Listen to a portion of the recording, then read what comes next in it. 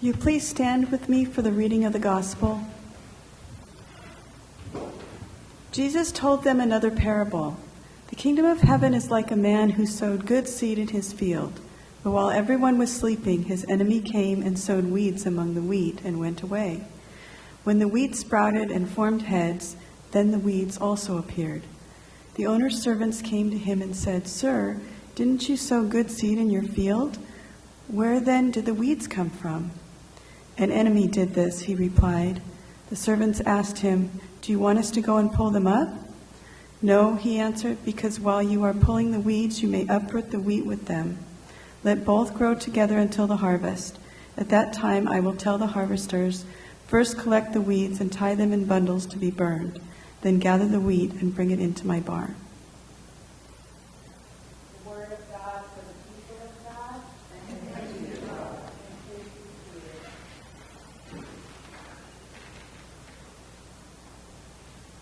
So here we are, preaching again on the parables. And for me, parables are just simply fun.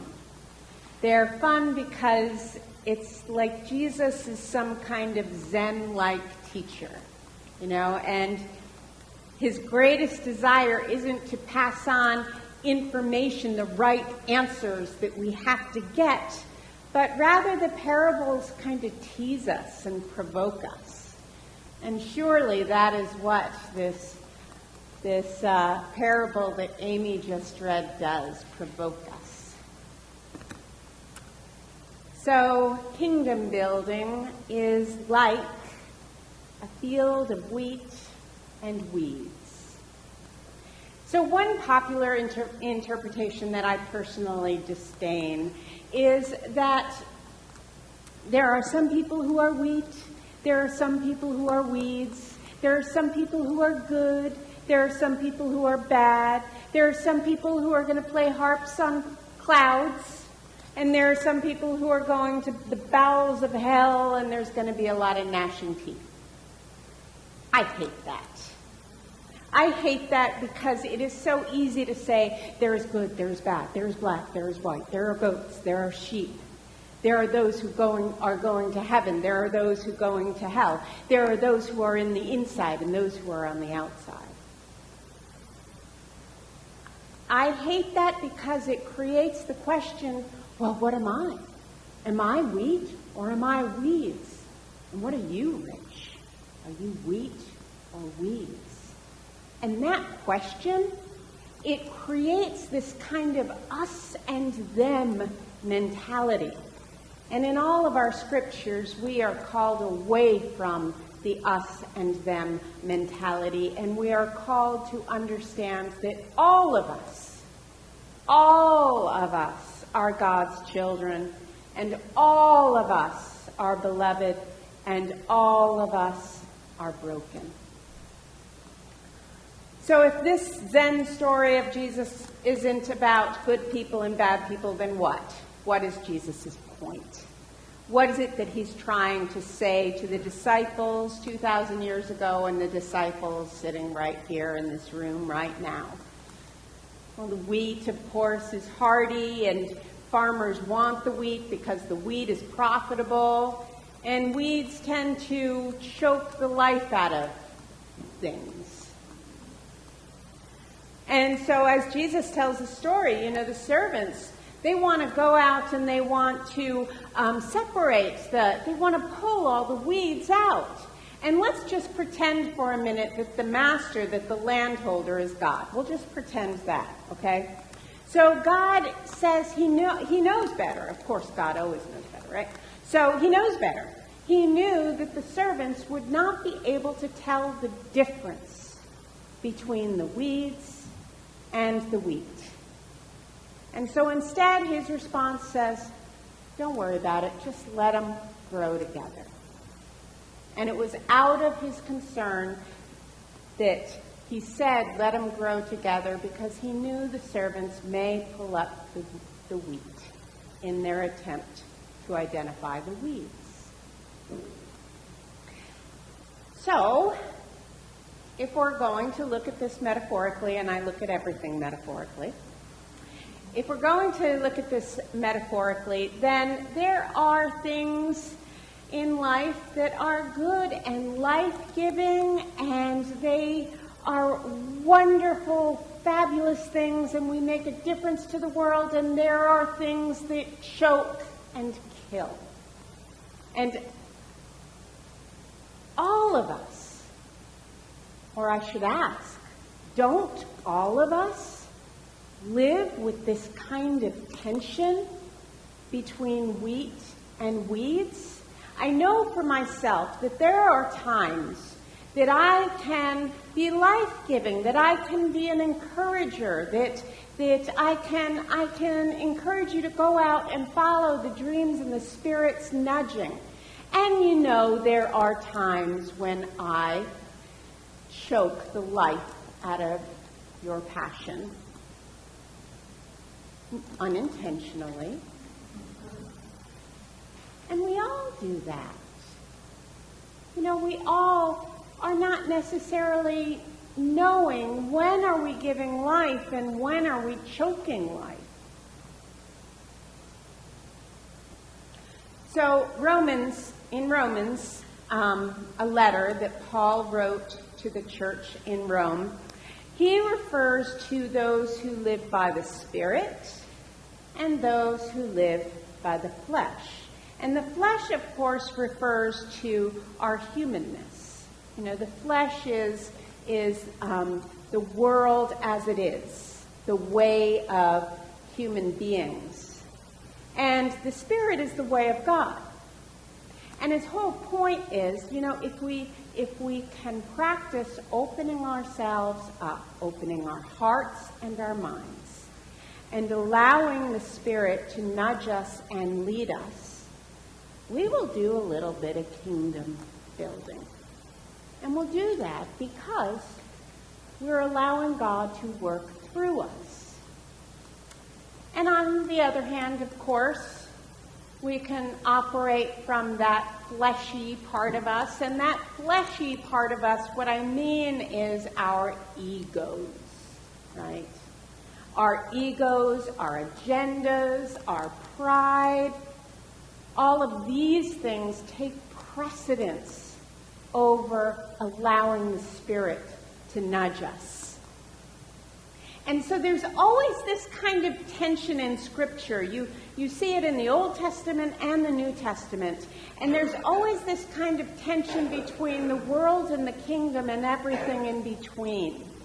Between man and spirit and everything in between.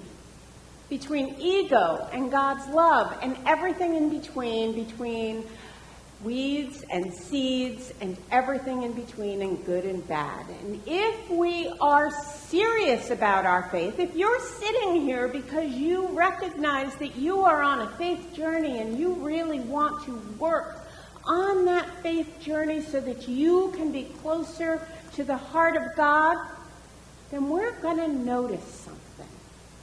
We're going to notice that there is some kind of tug of war that happens in our souls.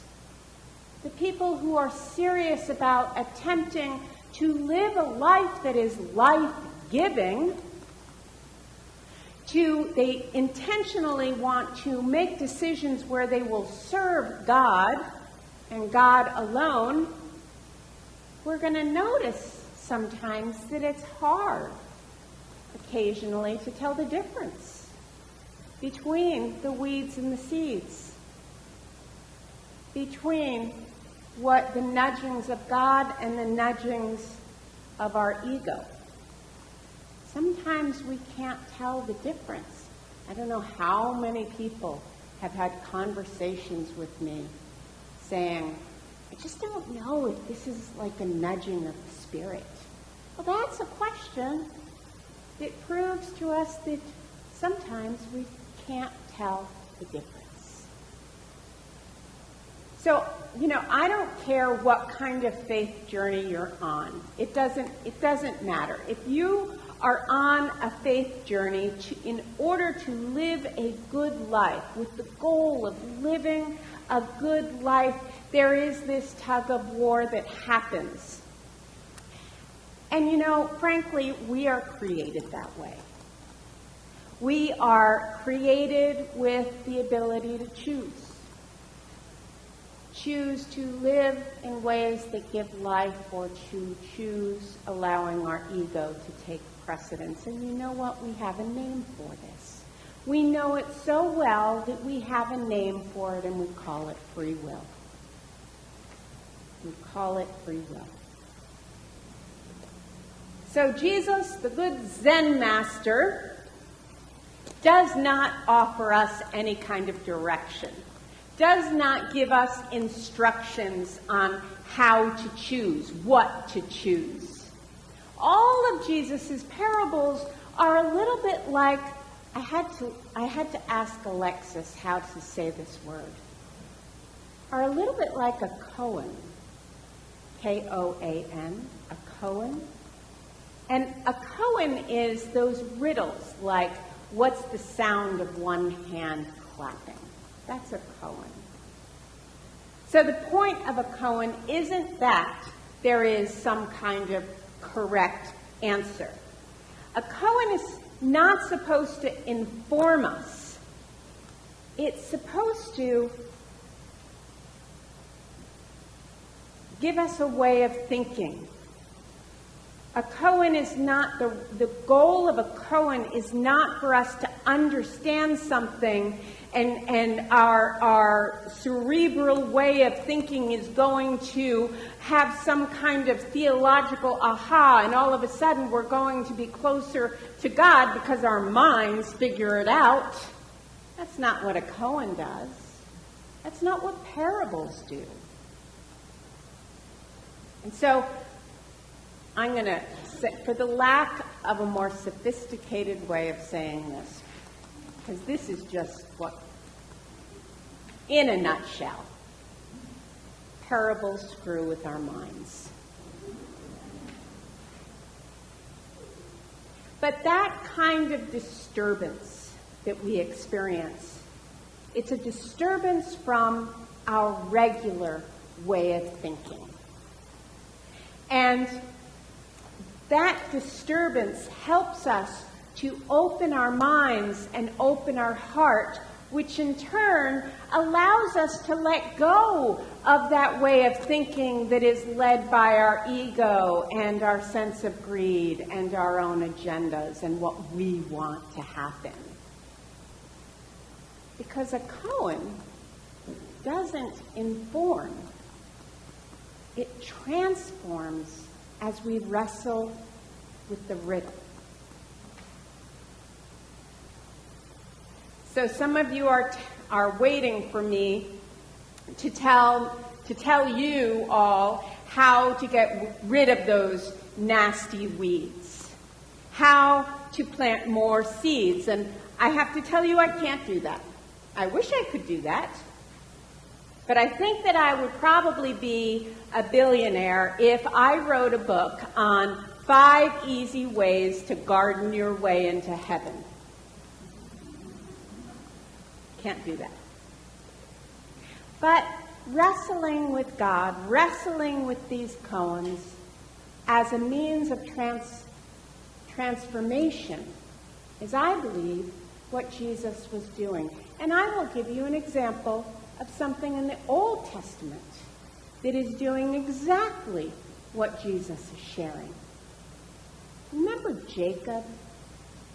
Jacob, who kind of wrestled with the angel, and, there was a hip being broken, and all night, that Jacob and this angel were wrestling. And when Jacob woke up, the angel gave him a new name. The angel said, "You're not going to be Jacob anymore. Now, your name is Israel." Now, I wonder if you know what the translation of Israel is. The translation of Israel is one who wrestles with God.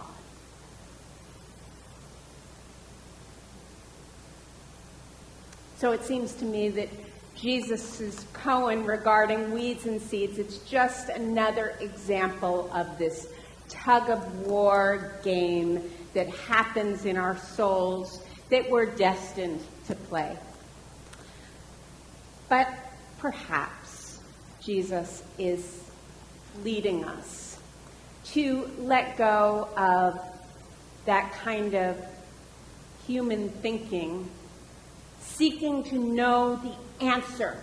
I have to know the answer. I have to know what Jesus is talking about in this parable. I have to be smarter than those 12 disciples who were following Jesus who couldn't understand.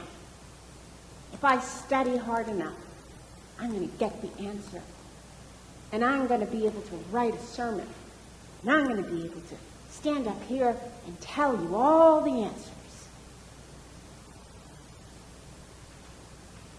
But you know, this tug of war. Have you ever played tug of war? Ever? Oh, come on. A couple of you have played. You've never played tug of war? You don't like it. Well, tug of war, it's a game. Now, we might not like all our games, but it's a game. And aren't games supposed to be fun? How many of you are like you give children a riddle? You know, and you tell a child, okay, here's a riddle. You figure it out. Aren't riddles supposed to be entertaining, enjoyable?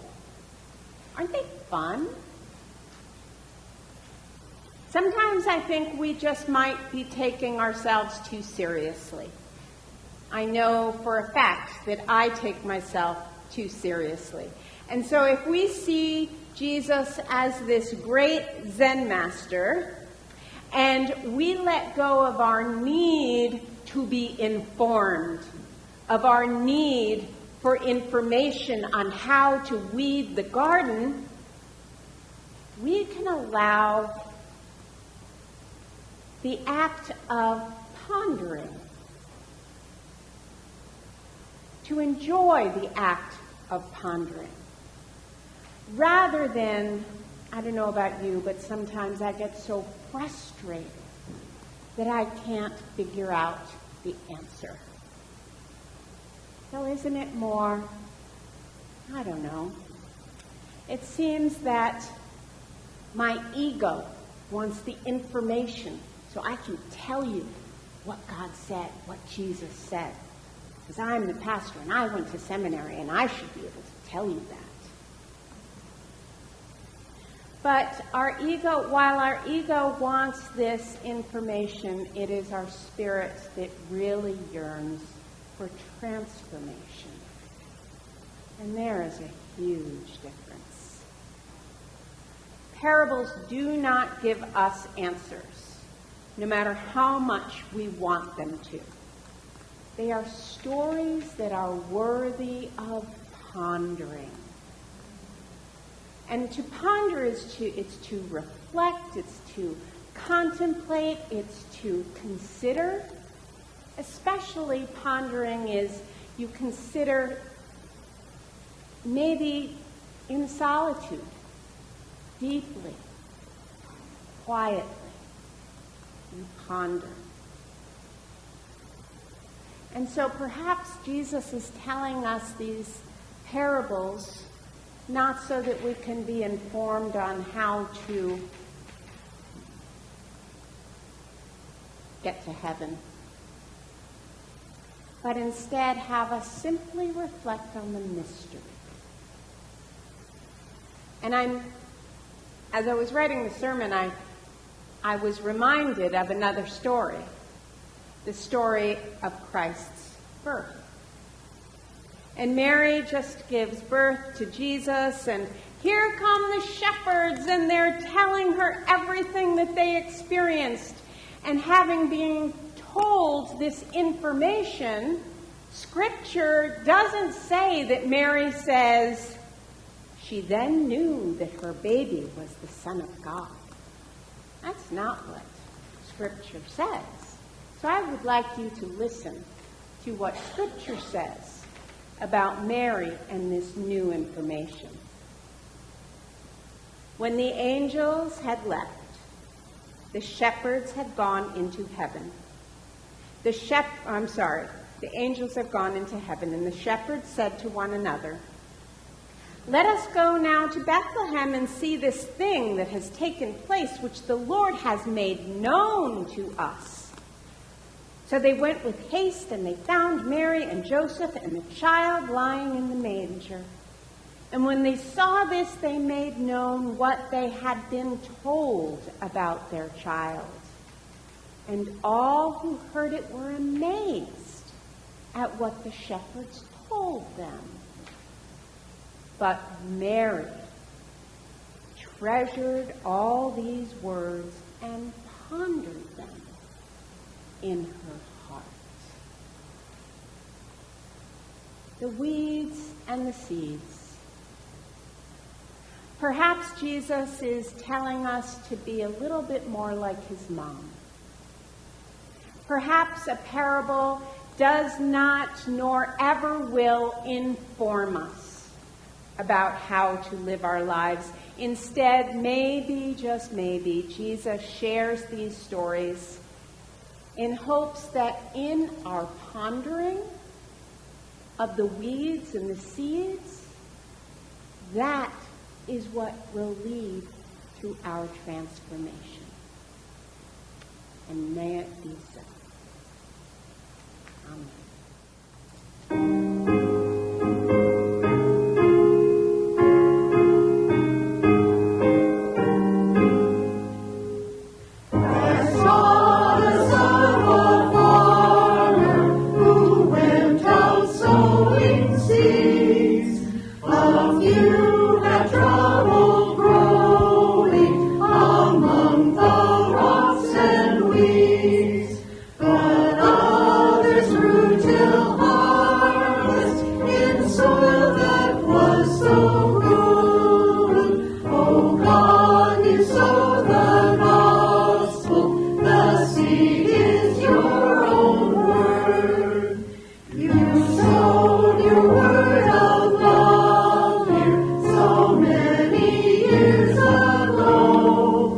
Your message found a welcome, your word began.